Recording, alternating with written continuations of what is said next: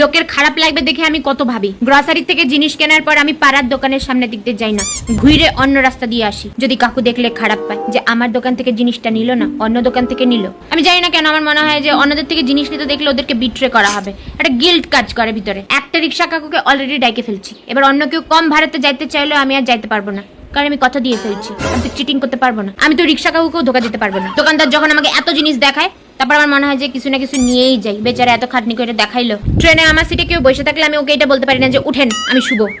ও বসে থাকে, আমিও বসে থাকি। আমি অন্য পার্লারে যাই না তো। যদি আমার পার্লার দিদি বলে যে এই আইব্রোটা কোথা থেকে করাইছো, এই হেয়ার কাটটা কোথা থেকে করাইছো, তখন আমি কি বলবো? কিছু কেনার পর রিটার্ন দিতে যাই তো আমার খারাপ লাগে। আমি তো মাঝে মাঝে নিজের জিনিসও চাইতে পারি না, লোক যদি খারাপ পায়। কেউ কিছু দিলে সেটা যতই অখাদ্য হোক আমি তাও গিলা আসি, নাহলে যদি ও খারাপ পায়। আমি তো ইচ্ছা না থাকলেও অনেক কিছু হ্যাঁ করে দিই, মুখের উপর মানা করতে পারি না যদি ও খারাপ পায় যায়। তাই আমার সাথে ভালো কিছু হইলে আমি লোকজনদেরকে বলতে পারি না, যদি ওরা খারাপ পায় যায়। লোকে কিছু মনে করবে না করবে, খারাপ পাবে না পাবে, আমি এত ভাবি কেন? এদিকে লোকে আমার খারাপ লাগা নিয়ে কখনো ভাবে না, দুমদাম আমাকে হার্ট করে চলে যাচ্ছে, বাস দিয়ে চলে যাচ্ছে, কিছু যাই আসে না। আমি ভাবি লোকে এত ভালো লোকজনদের সাথে খারাপ কিভাবে করে, লোকে এত ঠগায় কি করে।